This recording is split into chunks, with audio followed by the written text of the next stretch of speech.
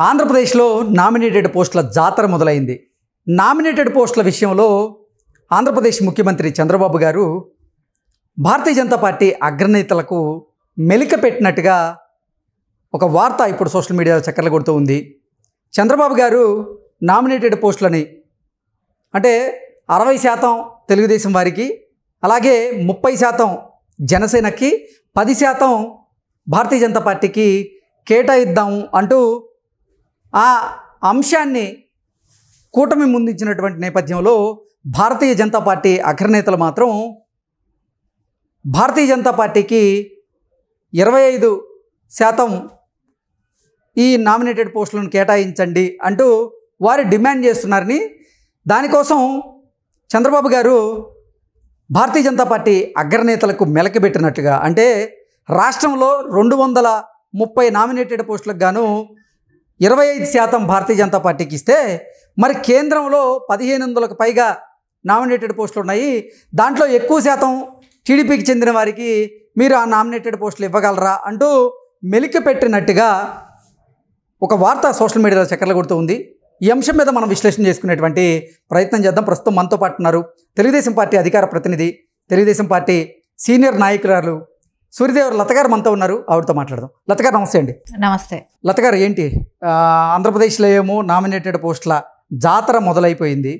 ఇప్పటికే చంద్రబాబు గారు ఆ నామినేటెడ్ పోస్టులకు సంబంధించినటువంటి క్రైటీరియా అంటే శాతాన్ని, ఇప్పుడు కూటమి ప్రభుత్వం ఉన్నటువంటి నేపథ్యంలోనే ఉన్న 230 ఈ నామినేటెడ్ పోస్టులు ఏవైతే ఉన్నాయో వాటికి గాను 60% టీడీపీ వారికి, 30% జనసేనకి, 10% భారతీయ జనతా పార్టీకి ఆయన ఒక ఆ అంశాన్ని ఇప్పుడు కూటమి ముందుంచినటువంటి నేపథ్యంలోనే భారతీయ జనతా పార్టీ అగ్రనేతల నుంచి ఒక డిమాండ్ వినపడింది అని, వారు 25% డిమాండ్ చేస్తున్నారని, దానికే చంద్రబాబు గారు ఒక మెలికి పెట్టారని, రాష్ట్రంలో ఉన్నటువంటి 230 నామినేటెడ్ పోస్టులకు గాను 25% భారతీయ జనతా పార్టీకి ఇస్తే, మరి కేంద్రంలో ఉన్నటువంటి 1500 నామినేటెడ్ పోస్టులకి టీడీపీ వారికి మీరు ఎక్కువ స్థానాలు ఇవ్వగలరా, ఎక్కువ పోస్టులను ఇవ్వగలరా అంటూ మెలికబెట్టినట్టుగా ఒకంత ప్రచారం అయితే జరుగుతుంది సోషల్ మీడియాలో.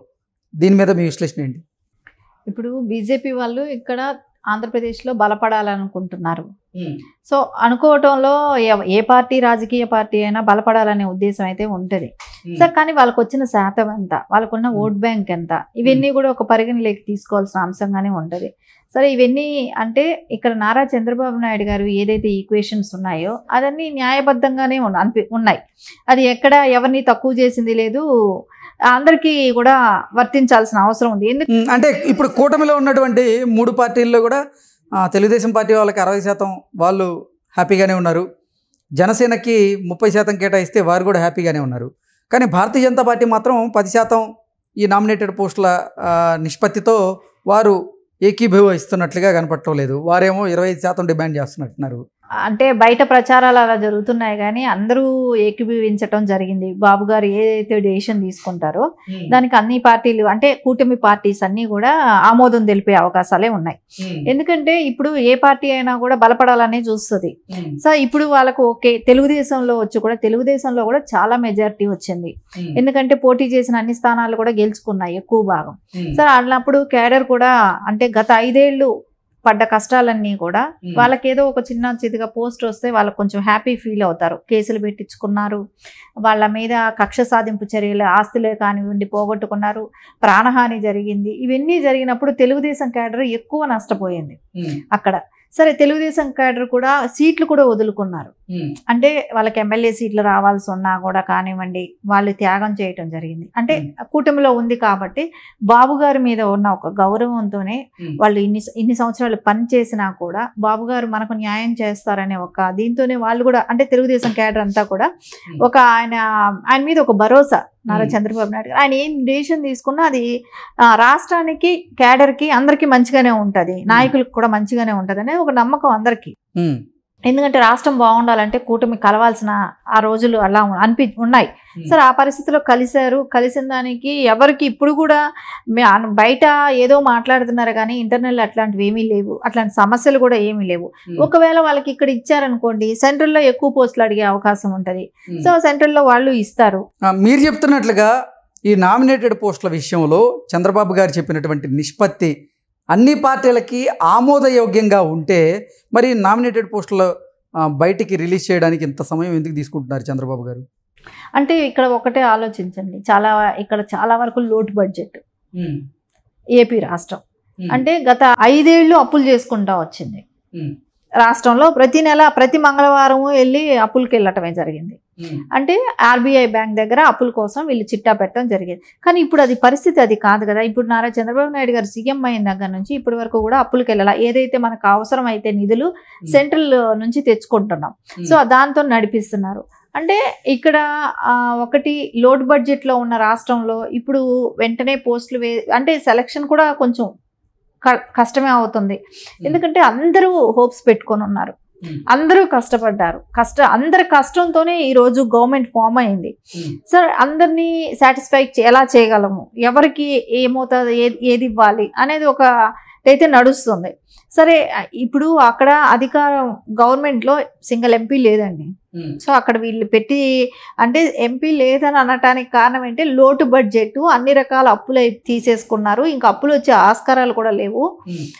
ఇలాంటి దానిలో ఉన్నప్పుడు కొంచెం సెటరేట్ చేసుకోవటానికి, ఇల్లును చక్కదిద్దుకోవటానికి కొంచెం టైం. అంటే రాష్ట్ర ఆర్థిక వ్యవస్థను చక్కదిద్దే దానిలో చంద్రబాబు గారు బిజీగా ఉన్నారు. అందుకే ఈ నామినేటెడ్ పోస్టుల విషయంలో ఆయనంత ఫోకస్ కానీ కాన్సన్ట్రేషన్ కానీ చేయలేదంటారా? అంటే ఫోకస్ చేయలేదని అర్థం కాదు. ఇక్కడ యాక్చువల్లీ ఏంటంటే టైం సరిపోవట్లేదు. అంటే ఇప్పుడు అదే ఒక ఇంటి మనం ఒక ఎగ్జాంపుల్గా తీసుకుంటే ఒక ఇంట్లో ఇల్లంతా చిందరవందరగా ఉంది, దాన్ని సెటరేట్ చేసుకొని మనం మన ఇంట్లోకి మళ్ళీ ఇంకా రప్పించుకునే దానికి అతిథులైనా ఎవరికైనా అవకాశం ఉంటుంది. సో ఇల్లే చిందరవందరగా ఉంది, దాన్ని సెట్ చేయాలి. అది నేను ఎగ్జాంపుల్ చెప్తున్నా. అంటే నారా చంద్రబాబు గారు ముఖ్యమంత్రిగా చేస్తున్నారు, ఆయనకి పరిపాలన మీద సంపూర్ణమైనటువంటి అనుభవం కూడా ఉంది. ఈ నేపథ్యంలోనే కొంతమంది ఏమంటున్నారంటే ఇంత సమయం ఎందుకు తీసుకుంటున్నారు అంటే చంద్రబాబు గారు చెప్పినటువంటి నిష్పత్తి ఏదైతే ఉందో అది అన్ని పార్టీలకి ఆమోదయోగ్యంగా లేదేమో అనేటువంటి వాదనలు కూడా ఇప్పుడు తెర మీదకి వస్తూ ఉన్నాయి. మీరు ఒక్కటే ఎగ్జాంపుల్ అండి, గత 3 సార్లు సీఎం అయినప్పుడు పరిస్థితులు వేరు, ఇప్పుడు సీఎం అయినప్పుడు పరిస్థితులు వేరు. అది ఎవరిని అడిగినా చెప్తారు. అంటే రాజకీయ అనుభవం లేని వాళ్ళైనా చెప్తారు. అంటే ఎంత స్టేట్ దివాలా తీసిపోయింది, అక్కడ పరిస్థితులు ఎలా ఉన్నాయి అనేది అందరికీ తెలిసిన విషయమే కదా.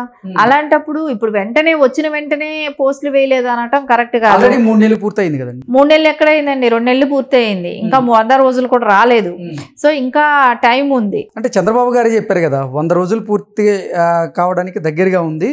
ఈ నేపథ్యంలోనే మనం నామినేటెడ్ పోస్టులకు సంబంధించినటువంటి అంశాన్ని కూడా పూర్తి చేసుకుందాం అంటూ ఆయన చెప్పారు కదా.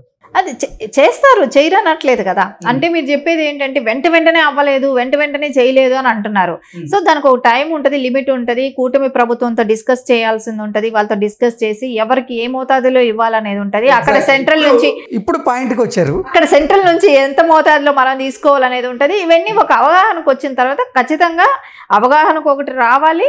కొంచెం మన స్టేట్ గవర్నమెంట్లో కూడా మనం అంటే క్యాడర్ని అందరినీ కూడా పరిగణలోకి తీసుకోవాలి. అంటే తెలుగుదేశం క్యాడరే కావచ్చు, వీళ్ళని కూడా ఎవరెవరికి ఏ పోస్టులు ఇవ్వాలి ఏంటి అనేది కూడా ఒక ఆల్రెడీ అది జరుగుతూనే ఉంది. మరి అంటే చంద్రబాబు గారు ఇచ్చినటువంటి 10% నామినేటెడ్ పోస్టులతో భారతీయ జనతా పార్టీ వారు అంటే హ్యాపీగానే ఉన్నారా? వారు ఆమోదించారా ఆయన నిష్పత్తిని?